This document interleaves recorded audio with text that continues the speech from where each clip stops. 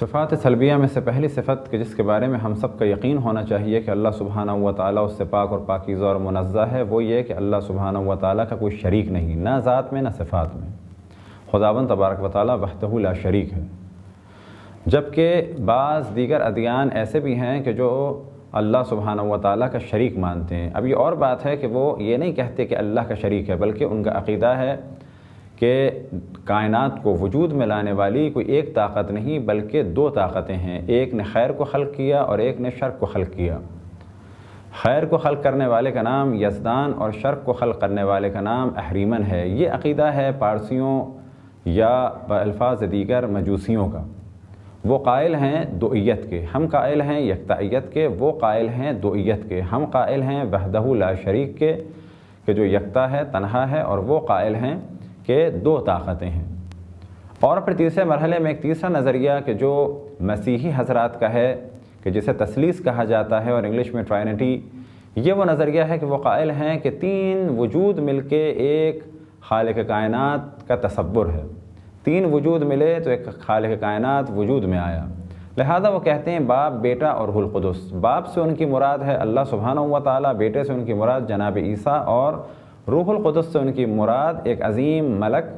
یا جناب جبرائیل علیہ السلام۔ لہذا وہ قائل ہیں کہ یہ تین ہستیاں یعنی اللہ سبحانہ و تعالیٰ، جناب عیسیٰ اور جناب جبرائیل، یہ مل کے ایک خالق کائنات ہیں، یہ مل کے ایک اللہ ہیں، یہ مل کے ایک وجود دہندہ ہیں،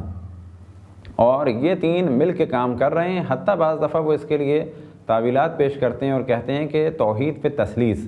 کہ بیک وقت یہ تین بھی ہیں اور ساتھ ہی ساتھ یہ ایک بھی ہیں،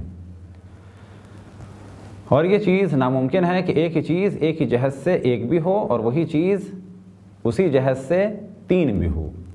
یہ کہہ سکتے ہیں وہ کہ یہ ایک ہے لیکن مرکب ہے تین ہستیوں سے مل کے، لیکن یہ کہنا کہ توحید فی تثلیث یعنی ذات خداوند تبارک و تعالیٰ احد بھی ہے اور ساتھ میں مرکب، ساتھ میں تین ہستیاں بھی ہیں، یہ ایک ناممکن سی چیز ہے۔ لہذا ہمارا عقیدہ ہے کہ اللہ سبحانہ و تعالیٰ وحدہ لا شریک ہے۔ خداوند تبارک و تعالیٰ کے وحدہ لا شریک ہونے کے معنی یہ نہیں ہیں کہ ہم یہ سمجھیں کہ پھر جتنے بھی کام ہیں وہ ضروری ہے کہ اس کے بارے میں یہ تصور کریں کہ کوئی اور انجام نہیں دے سکتا۔ مثال کے طور پہ ہم اپنے کام انجام دیتے ہیں، خداوند تبارک و تعالیٰ وحدہ لا شریک ہے، وہی خالق کائنات ہے، اسی نے سب کو وجود بخشا۔ لیکن اللہ سبحانہ و تعالیٰ کی سیرت یہ ہے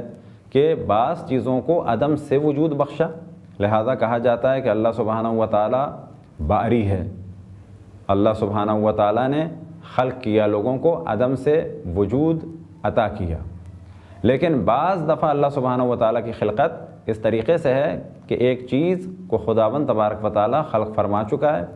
اسی چیز سے ایک دوسری چیز کو خلق فرما رہا ہے اور اس چیز کے اثرات کے ذریعے سے فائدہ پہنچا رہا ہے اس تیسری چیز کو۔ مثال کے طور پہ اللہ سبحانہ و تعالیٰ قادر ہے کہ انسان کو خلق کرے کن فیکن کہہ کے، لیکن ہم یہ دیکھتے ہیں کہ اللہ سبحانہ و تعالیٰ کی سنت یہ ہے کہ وہ انسانوں کو خلق کر رہا ہے ماں اور باپ کے ذریعے سے، اور اس خلقت میں فقط ماں اور باپ کا دخل نہیں بلکہ مختلف کھانوں کا، پینے کا، آکسیجن کا، زمین کا، آسمان کا، گردش کا، بہت ساری چیزوں کا دخل ہے، مختلف عناصر کا دخل ہے، تب جا کے کہ انسان وجود میں آتا ہے۔ خالق کائنات خداوند تبارک و تعالیٰ ہی ہے، اور جتنی ہستیاں اس بچے کے وجود میں آنے میں اثر انداز ہوئیں ان کا خالق بھی اللہ سبحانہ و تعالیٰ ہے۔ کہا یہی جائے گا کہ ہر چیز کا خالق خداوند تبارک و تعالیٰ ہے، لیکن بعض دفعہ مرحلے ہیں اللہ کی خلقت میں، اور بعض دفعہ اللہ سبحانہ و تعالیٰ بعض مخلوقات کو خلق کرنے کے لیے دیگر مخلوقات، اس مخلوق کو فائدہ پہنچاتا ہے دیگر مخلوقات کے ذریعے سے۔ بس خداوند تبارک و تعالیٰ وحدہ لا شریک ہے کہ قطعاً یہ معنی نہیں کہ اب ہم آکسیجن یا پانی یا دیگر چیزوں کے اثر کے منکر ہو جائیں، بلکہ اصل یہ ہے کہ ہم یہ کہیں کہ اللہ سبحانہ و تعالیٰ ہر چیز کا خالق ہے، وحدہ لا شریک ہے، اور جتنے بھی اثرات ہیں وہ اللہ سبحانہ و تعالیٰ نے تمام چیزوں میں رکھے، اور ان اثرات کے لیے بھی ہم اللہ سبحانہ و تعالیٰ کے اذن کے محتاج ہیں۔